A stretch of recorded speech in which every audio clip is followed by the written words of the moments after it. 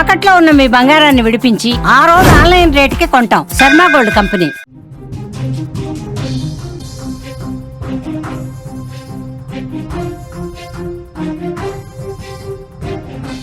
అమ్మ ఎందుకు లేవడం లేదో తెలీదు, నాన్న ఎందుకు కనిపించడం లేదో అర్థం కావడం లేదు.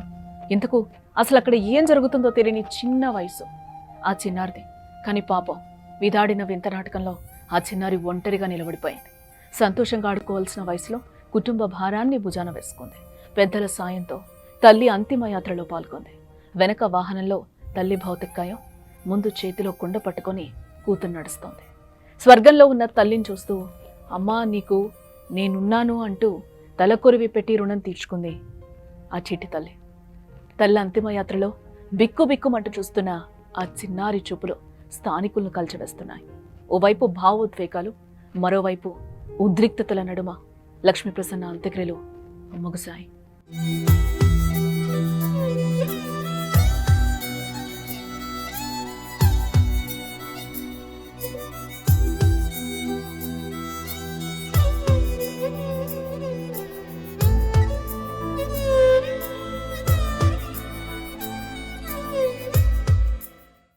ఖమ్మం జిల్లా కల్లూరు మండలం విశ్వనాథపురం గ్రామానికి చెందిన లక్ష్మీ ప్రసన్నకు ఖాన్పేటకు చెందిన నరేష్ బాబుతో 10 ఏళ్ల క్రితం వివాహం జరిగింది. ప్రస్తుతం వారు అశ్వారావుపేటలోని నరేష్ సోదరింట్లో ఉంటుండగా లక్ష్మీ ప్రసన్న రాజమండ్రిలోని ప్రైవేట్ ఆసుపత్రిలో ఆదివారం మృతి చెందింది. అయితే భర్త, ఆయన కుటుంబ సభ్యులు వేధింపులతో పాటు సరిగా భోజనం కూడా పెట్టకపోవడంతో తమ కూతురు చిక్కి శల్యమై మృతి చెందిందని తల్లిదండ్రులు ఆరోపిస్తున్నారు.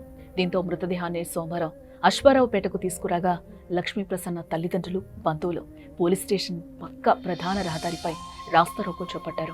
దీంతో పోలీసులు కలగచేసుకుని అనుమానాస్పద మృతిగా కేసు నమోదు చేశామని, విచారణతో పాటు పోస్ట్ మార్టం రిపోర్ట్ వచ్చాక హత్య కేసుగా మారుస్తామని తప్ప ఫిర్యాదుతో అరెస్టు చేయలేమని కూడా పోలీసులు చెప్తున్నారు. దీంతో మృతురాలి తరపు పెద్ద మనుషులు ధర్నాను విరమింపచేయగా లక్ష్మీ ప్రసన్న మృతదేహాన్ని ఇంటికి తరలించేసరికి అక్కడి ఇంట్లో వారిపై దాడికి ప్రయత్నించగా పోలీసులు అడ్డుకున్నారు.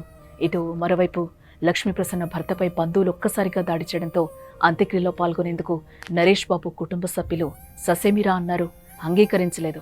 చివరకు మున్నూరు కాపు సంఘం అధ్యక్షులు కురిశెట్టి నాగబాబు, స్థానికులు కొల్లి రవికిరణ్, పమిడి లక్ష్మణరావు జోక్యం చేసుకుని మృతురాలి కూతురు ఇన్మితా నాయుడుతో తలకొరివి పెట్టించి అంత్యక్రియలు పూర్తి చేసినట్లుగా కూడా మనకి తెలుస్తోంది.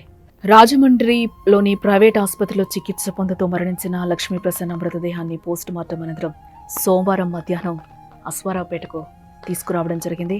ఇదే నేపథ్యంలో సాయంత్రం వరకు కూడా అంత్యక్రియలు కుటుంబ సభ్యుల మధ్య ముగించడం కూడా జరిగింది. ఆ చిట్టి తల్లి ఎవరైతే ఉన్నారో తల్లికి కూతురికి కాకుండా కూడా ఆ ఇంట్లో కుటుంబ సభ్యులు, భర్త కావచ్చు, భర్త అమ్మ, అక్క, బావ కూడా కావచ్చు, తల్లిని బిడ్డని కూడా చూసుకోనికుండా వేర్వేరు గదుల్లో ఉంచారు. లక్ష్మీ ప్రసన్నని నిర్బంధించి, తిండి తిప్పలు లేకుండా నిర్బంధించి, పైశాచికత్వం చూపించి ఆమెని ఈరోజు ఒక ఎముకల గూడుగా మార్చి చంపేసిన పరిస్థితి కనిపిస్తోంది. ఈ నేపథ్యంలోనే ఆ గ్రామంలో కూడా విషాద ఛాయలు అలుముకున్నాయి. ఉద్రిక్తతల నడుమ లక్ష్మీ ప్రసన్న అంత్యక్రియలైతే కూతురు చేసింది. ఆ కూతురికి తెలీదు, అమ్మెవరో తెలీదు, నాన్నెవరో తెలీదు, ఏం చేస్తున్నామో కూడా తెలియని వయసు. మా అమ్మే అని కూడా గుర్తుపట్టలేని పరిస్థితి.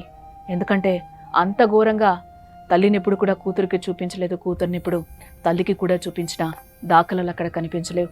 కేవలం ఆడపిల్ల పుట్టింది అని ఒక నేపథ్యంలో ఆ అమ్మాయిని లక్ష్మీప్రసన్నని ఈరోజు చంపేసిన పరిస్థితులు కనిపిస్తున్నాయి. ఆడపిల్ల పుట్టినందుకే నానా రకాలుగా హింసించడం జరిగింది. ఫస్ట్ నుంచి కూడా గొడవలే జరుగుతున్నాయి, ఎప్పుడు కూడా నా బిడ్డని మంచిగా చూసుకోలేదు అంటూ కూడా తల్లిదండ్రులు ఆవేదన వ్యక్తం చేస్తూనే ఉన్నారు.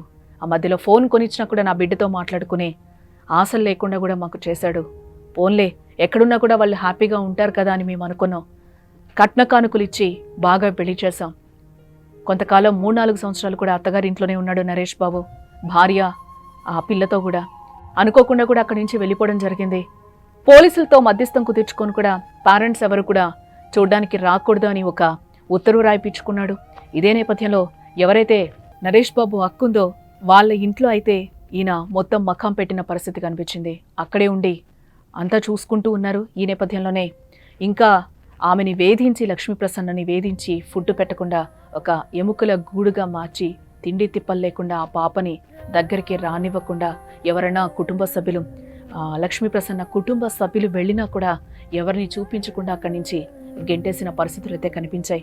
ఫోన్లో కూడా మాట్లాడని పరిస్థితి కనిపించింది.